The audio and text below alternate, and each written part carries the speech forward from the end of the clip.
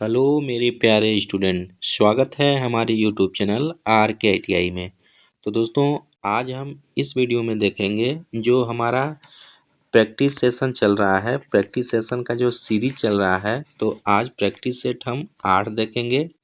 तो दोस्तों, जैसा कि आप लोग जान रहे हैं, हमारा BSP SCL के लिए, MP लाइनमैन के लिए और ALP CBT2 के लिए स्पेशल इलेक्ट्रीशियन थ्योरी का MCQ क्वेश्चन का प्रैक्टिस करा रहे हैं इस सीरीज के माध्यम से। तो दोस्तों, आज हम प्रैक्टिस सेशन 8 लेकर आए हैं और स्पेशली यह MP लाइनमैन का जो प्रीवियस ईयर का क्वेश्चन है उसको लेकर हम आए हुए हैं। तो इस वीडियो में जितने भी क्वेश्चन हम देखेंगे, MP लाइनमैन जो 2018 में एग्ज़ाम हुआ था, तो उसका जो क्वेश्चन है उसको हम लेकर आए हैं, उसका हम डिटेल सॉल्यूशन देखने वाले हैं। तो वीडियो को बिना स्किप किए लास्ट तक देखिएगा। दोस्तों, आप लोग अंत तक वीडियो को देखिए ताकि सभी इन्फॉर्मेशन आपको अच्छे से मिल सके। और वीडियो पे नए हैं, चैनल पे नए हैं तो सब्सक्राइब जरूर करिएगा और अपने सारे दोस्त फ्रेंड सर्किल में फॉरवर्ड इस वीडियो को ज़रूर कर दीजिएगा। चलिए फिर देर न करते वीडियो को स्टार्ट कर लेते हैं। देखिए, क्वेश्चन इसमें पहला बोल रहा है, निम्नलिखित में से किस हथौड़े का प्रयोग धात्विक कार्यों के लिए किया जाता है। तो इसको देख सकते हैं, MP लाइनमैन अटेंडेंट 24/8/2018 को एक क्वेश्चन पूछा हुआ है। ठीक है, जो अभी रिसेंटली में मध्य प्रदेश विद्युत वितरण लिमिटेड का जो बम्पर मात्रा में वैकेंसी आई हुई है। तो आप लोग जनवरी से फॉर्म स्टार्ट भी हो रहा है, 26 जनवरी से। तो आप लोग सभी भर दीजिएगा ज़्यादा से ज़्यादा फॉर्म, देन उसके बाद अपनी तैयारी में लग जाइए अभी से। ठीक है, तो क्वेश्चन बोल रहा है, निम्नलिखित में से किस हथौड़े का प्रयोग धात्विक कार्यों के लिए किया जाता है। तो ऑप्शन पहला है, क्ला हैमर का प्रयोग किया जाता है, बॉल पिन हैमर का प्रयोग किया जाता है, स्लेज हैमर का या वेज हैमर का। दोस्तों, जो हथौड़े का प्रयोग धात्विक कार्यों के लिए जो किया जाता है वह बेसिकली बॉल पिन हैमर का प्रयोग किया जाता है। तो इस प्रश्न का जो राइट आंसर हो जाएगा ऑप्शन बी बिल्कुल सही हो जाएगा। ओके, बढ़ते हैं अगले प्रश्न की ओर। अगला प्रश्न बोल रहा है, एक 1000 वाट की विद्युत प्रेस प्रतिदिन 2 घंटे के लिए काम कर रही है। यदि विद्युत की दर 2 रुपये प्रति यूनिट है तो जनवरी के महीने के लिए विद्युत प्रेस का इलेक्ट्रिक बिल में योगदान कितना होगा। ठीक है, तो देखिए, खर्च की गई यूनिट यानी कितना होता है, KWH या फिर यूनिट बराबर कितना होता है फार्मूला, तो वाट होता है या किलोवाट भी बोल सकते हैं, इनटू आवर होता है बटा के 1000। तो ये फार्मूला होता है दोस्त। तो क्या करेंगे, यहाँ पे 1000 वाट का विद्युत प्रेस है और प्रतिदिन 2 घंटे के लिए काम कर रहा है। ठीक है, यदि विद्युत की दर 2 रुपये प्रति यूनिट है, यानी 1 यूनिट चलेगा तो 2 रुपया खर्चा होगा। ठीक है, और 1000 वाट है और प्रतिदिन 2 घंटा के लिए चल रहा है। तो अब इसको फार्मूले में हम फिट कर लेते हैं। तो वाट कितना है, 1000 वाट है। अब कितना 2 घंटे के लिए चल रहा है, तो 2 घंटे के लिए चल रहा है। अब कितने दिन के लिए निकालना है, तो जनवरी महीने। तो जनवरी महीना हम जानते हैं 31 डेज का होता है। तो 31 लिखेंगे ऊपर बटा के 1000। ओके, तो अब यहाँ से दोस्तों 1000 से डायरेक्ट कट जाएगा, 31 दूनी 62 हो जाएगा। ठीक है, 31 दूनी 62 हो जाएगा। अब क्या करेंगे, अब 1 यूनिट का दाम 2 रुपये है, तो 62 यूनिट का दाम कितना हो जाएगा, 62 गुणे 2 कर देंगे तो आपका जो निकल कर आएगा 124 रुपया। ठीक है, यही इसका राइट आंसर हो जाएगा। तो इस प्रश्न का जो राइट आंसर हो जाएगा ऑप्शन ए सही हो जाएगा, जो आपका जनवरी महीने में 124 रुपये आएगा। राइट आंसर ऑप्शन ए सही हो जाएगा। अगला प्रश्न है, एक 110 वाट के विद्युत बल्ब को 220 वोल्ट के वोल्टेज स्रोत के साथ संयोजित किया गया है। बल्ब का प्रतिरोध कितना होगा। अब देखिए, बल्ब का प्रतिरोध पूछ रहा है, यहाँ पे वाट दे दिया है, यानी पी का मान दे दिया है कितना 110 वाट दिया है, और आपका भी का मान दे दिया है 220 वोल्ट दिया है। देन दोस्तों इतना रेजिस्टेंस का मान पूछ रहा है। तो पी का फार्मूला हम जानते हैं, पी बराबर क्या होता है, वी आई भी होता है, वी स्क्वायर आर भी होता है, और आई स्क्वायर आर भी होता है।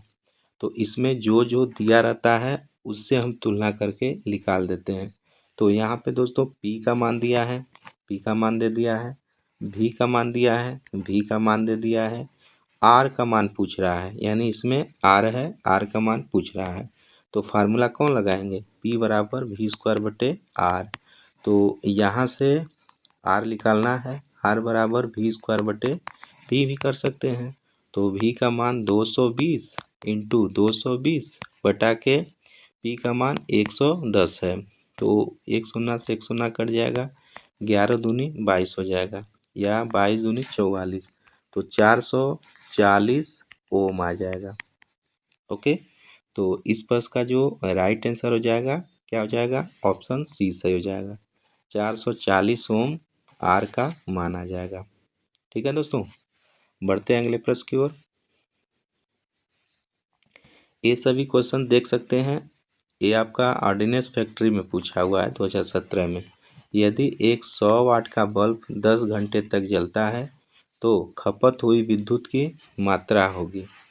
तो 100 वाट का बल्ब है दोस्त, 100 वाट का बल्ब है, अब 10 घंटे के लिए जल रहा है। ठीक है, 10 घंटे के लिए जल रहा है, तो कितना होगा, फार्मूला होता है के डब्ल्यू एच बराबर वाट इंटू आवर बटा के 1000। तो वाट कितना है, 100 वाट है, गुणे आवर कितना है, 10 आवर है, बटा के 1000। तो 1000 3 शून्य से 3 शून्य कैंसिल हो जाएगा, यानी 1 आ जाएगा। तो विद्युत की मात्रा कितनी होगी, तो विद्युत की मात्रा 1 kWh होगी, या 1 यूनिट ऑफ इलेक्ट्रिसिटी होगी। तो इस बस का जो राइट आंसर हो जाएगा ऑप्शन डी सही हो जाएगा। अगला प्रश्न है दोस्त, किसी परमाणु के केंद्रक में क्या होता है। तो कोई परमाणु होता है दोस्तों, उसके केंद्रक में क्या होता है, इलेक्ट्रॉन प्रोटॉन होता है, प्रोटॉन न्यूट्रॉन होता है, पॉजिट्रॉन इलेक्ट्रॉन होता है, या इलेक्ट्रॉन और न्यूट्रॉन होता है। तो देखिए कोई भी परमाणु है, परमाणु के केंद्रक में बेसिकली क्या होते हैं, प्रोटॉन प्लस न्यूट्रॉन होते हैं, और उसके चारों तरफ जो चक्कर लगाता है वह इलेक्ट्रॉन लगाता है। तो इसका जो राइट आंसर हो जाएगा ऑप्शन बी सही हो जाएगा, प्रोटॉन और न्यूट्रॉन होता है। अगला प्रश्न है, प्रतिरोध का पारस्परिक है, यानी द रेसिप्रोकल ऑफ रेजिस्टेंस।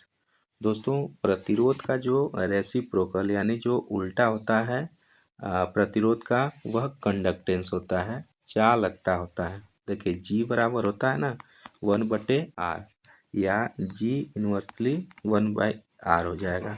तो यहाँ इन्वर्सली हुआ, तो यानी दोस्तों जब आर का मान बढ़ेगा तो जी का मान, कंडक्टेंस का मान घटेगा। तो रेसिप्रोकल हुआ कि नहीं, ये अपोजिट हुआ इसके, तो इसलिए इसका जो राइट आंसर हो जाएगा ऑप्शन ए सही हो जाएगा। ठीक है, अगला प्रश्न है, वोल्टेज की इकाई इनमें से कौन सी है। तो देख सकते हैं एमपी लाइनमैन अटेंडेंट में यह भी प्रश्न पूछा है, कितना इजी प्रश्न है, यानी which of the following unit of voltage. तो वोल्टेज की एसआई इकाई क्या होती है, वोल्ट होती है। ठीक है, रेजिस्टेंस की ओम होती है, ओम होती है रेजिस्टेंस की, एम्पियर विद्युत धारा की होती है।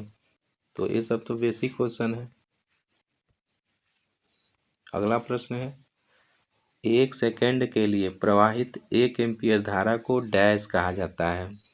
ठीक है, 1 सेकेंड के लिए प्रवाहित 1 एम्पियर की धारा को क्या कहते हैं, ओम कहते हैं, कूलम कहते हैं, एम्पियर कहते हैं, वोल्टेज कहते हैं। देखिए दोस्तों Q बराबर I इंटू टी होता है। तो 1 सेकेंड के लिए प्रवाहित 1 एम्पियर धारा को क्या कहते हैं, तो आवेश कहते हैं। ठीक है, आवेश को हम कूलाम से डिनोट करते हैं। ठीक है दोस्तों, तो इस बस का जो राइट आंसर हो जाएगा क्या हो जाएगा, राइट आंसर ऑप्शन बी सही हो जाएगा, क्योंकि Q बराबर I/T होता है। तो 1 सेकेंड के लिए प्रवाहित 1 एम्पियर धारा को हम क्या कहेंगे, कूलाम कहेंगे। ठीक है, क्योंकि कूलाम का जो मात्रक होता है वह आवेश होता है। ठीक है, याद रखेंगे, या आवेश का मात्रक कूलाम होता है। तो इस प्रश्न का राइट आंसर ऑप्शन बी सही हो जाएगा।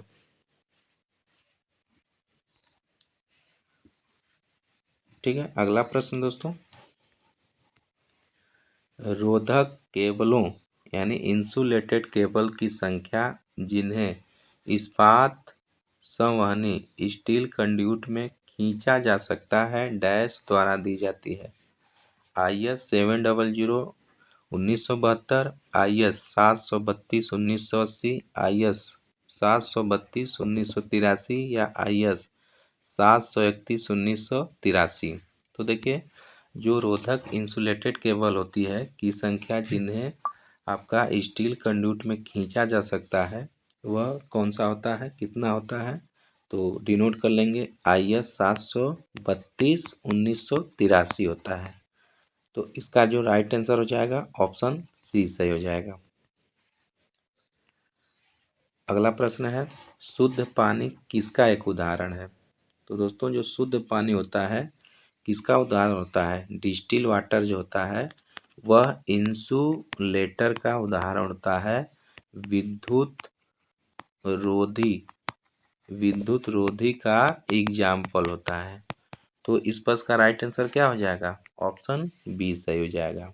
ठीक है, और जो दोस्तों नॉर्मल पानी होता है वह आपका विद्युत का चालक होता है, उसमें से करंट प्रवाहित होती है। ठीक है, और अर्धचालक में भी करंट प्रवाहित होती है। तो यहाँ पे जो विद्युत रोधक होता है यह शुद्ध पानी का मतलब 7 pH। ठीक है, न तो अम्लीय होता है न ही क्षारीय होता है, यह शुद्ध होता है। जो हमारा जो मतलब बॉडी में जो पानी चढ़ता है वह शुद्ध वाटर होता है। तो उसका जो आपका वह बिल्कुल इंसुलेटर होता है। इस पर इसका राइट आंसर ऑप्शन बी सही हो जाएगा। अगला प्रश्न है, इलेक्ट्रिक इंसुलेशन सिस्टम को अधिकतम स्वीकार्य परिचालन तापमान के अनुसार मानक नेमा नेशनल इलेक्ट्रिक मैन्युफैक्चरर एसोसिएशन के वर्गीकरण द्वारा रेट किया जाता है। क्लास बी इंसुलेटर में अधिकतम परिचालन तापमान कितनी है। तो इसको देख सकते हैं दोस्त, बिहार TG2 में पूछा है, MP लाइनमैन में 2 बार पूछा है। ठीक है, और बिहार TG2 में 1 बार पूछा है। तो देखिए, सभी का हम बता देते हैं, आप याद कर लीजिएगा। इसका एक ट्रिक होता है इव FSC, इव YAEB, इव FHC। ठीक है, इव FSC। तो Y जो होता है, Y का अधिकतम परिचालन तापमान 90 डिग्री सी होता है। वहीं A का बात करें तो 105 डिग्री सी होता है। वहीं E का बात करें तो 120 डिग्री सी होता है। वहीं दोस्तों B की बात करें तो 130 डिग्री सी होता है। वहीं F की बात करें तो 155 डिग्री होता है, डिग्री सी। और वहीं H की बात करें तो 180 डिग्री सी के ऊपर होता है। और वहीं बात करें 180 तक होता है H का। सी का जो होता है 180 के एबव होता है, यानी 200 220 250 40 तक। तो ये आपका हर एग्जाम में इससे जो नेमा होता है इसके अंतर्गत जो EVFSC आता है तो यह पूछता है। तो दोस्तों, इस जो ऑप्शन जो दिया गया है इसमें आपका कौन सा पूछ रहा है, बी का पूछ रहा है। ठीक है, तो जब बी का पूछ रहा है तो इसमें बी आप देख सकते हैं कहाँ पे है, तो बी यहाँ है, यानी 130 के सामने है। तो इसका जो कितना हो जाएगा 130 डिग्री सी। तो इस प्रश्न का जो राइट आंसर हो जाएगा ऑप्शन ए सही हो जाएगा।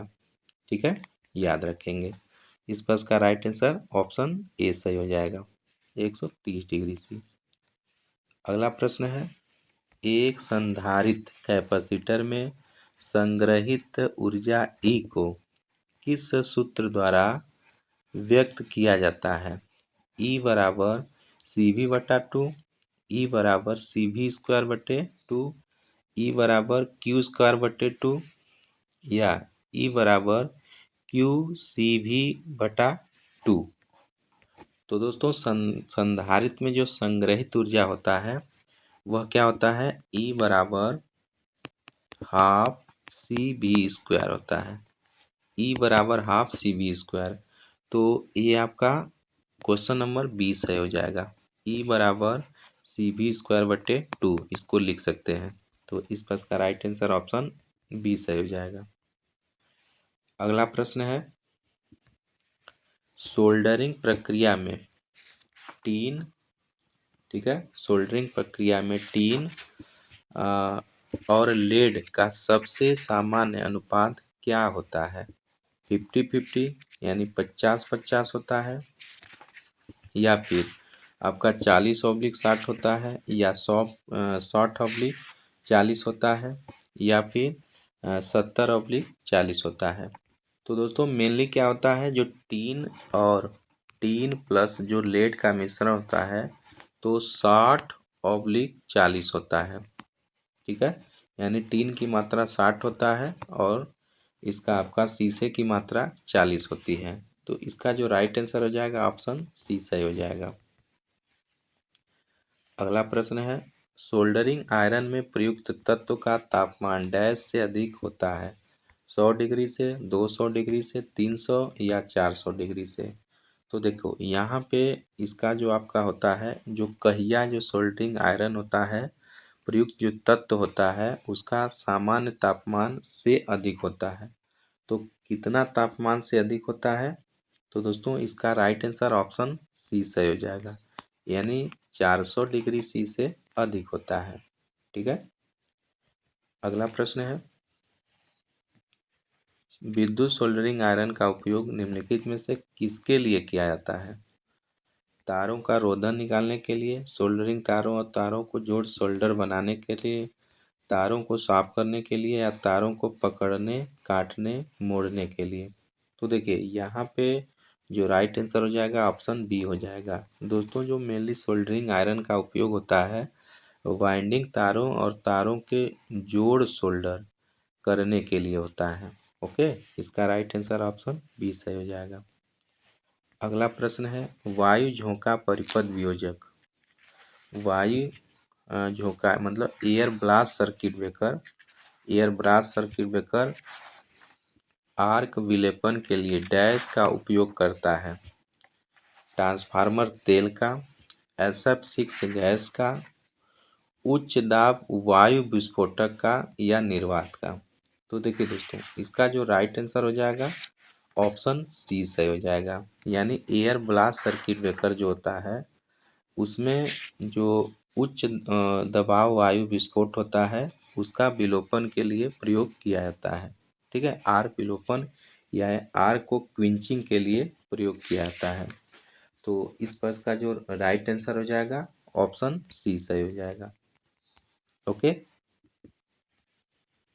अगला प्रश्न है, डैश एक ऐसा उपकरण है जो सामान्य एक फ्यूज के स्थान पर कम वोल्टेज वाले विद्युत संजाल नेटवर्क में प्रयोग किया जाता है?